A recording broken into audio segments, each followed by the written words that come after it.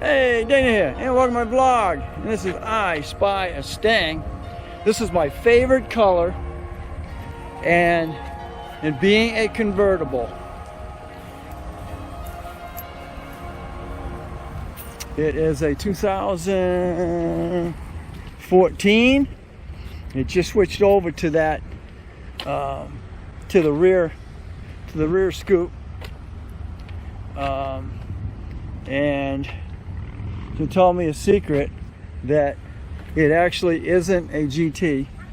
It's actually a plain Jane.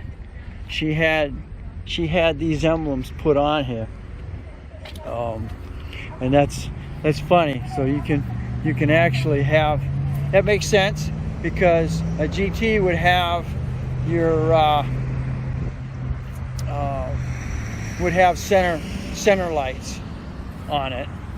Also, your rims would be different. They'd be more like probably bullet for this year, and it would have probably a tail scoop on it.